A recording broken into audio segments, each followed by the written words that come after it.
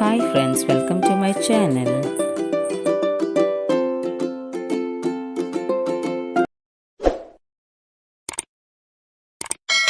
Hi friends, ഇന്നത്തെ വീഡിയോയിലൂടെ ഞാൻ ഷെയർ ചെയ്യുന്നത് മുന്തിരി വൈൻ എങ്ങനെ എളുപ്പത്തിൽ നമുക്ക് ഉണ്ടാക്കാം എന്നുള്ളതാണ്.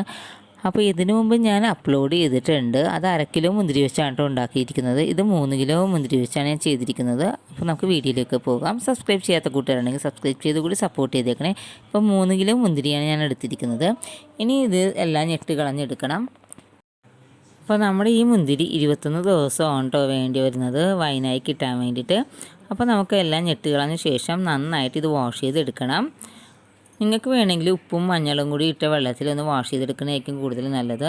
അപ്പോൾ നന്നായിട്ട് വാഷ് ചെയ്തെടുത്തിട്ടുണ്ട്. 3 കിലോ മുന്തിരിക്ക് 6 കുപ്പി വെള്ളമാണ് വേണ്ടത്.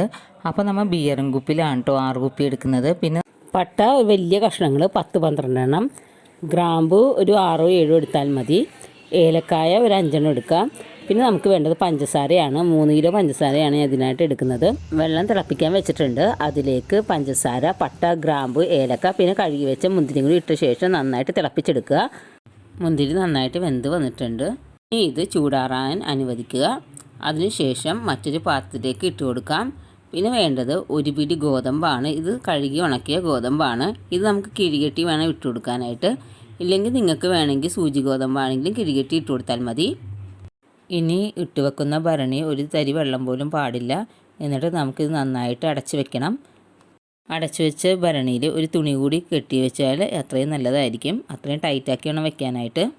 4-5 ദിവസം കൂടുമ്പോൾ ഒരു ഉണക്ക കയ്യിൽ ഉപയോഗിച്ച് നന്നായിട്ട് മിക്സ് ചെയ്ത് കൊടുക്കുക. വീണ്ടും നന്നായിട്ട് അടച്ച് വെക്കുക. അങ്ങനെ 21 ദിവസം വരെ നമ്മൾ വെയിറ്റ് ചെയ്യണം. 21ാമത്തെ ദിവസം ഇതുപോലത്തെ കോട്ടൺ തുണിയിൽ നമുക്കിതൊന്ന് അരിച്ചെടുക്കണം. അപ്പോൾ ഇത് 21 ദിവസം കഴിഞ്ഞ് നമ്മൾ അരിച്ചെടുത്തു. ഇത് നമ്മുടെ അടിപൊളി വൈൻ ഇവിടെ റെഡി ആയിട്ടുണ്ട്.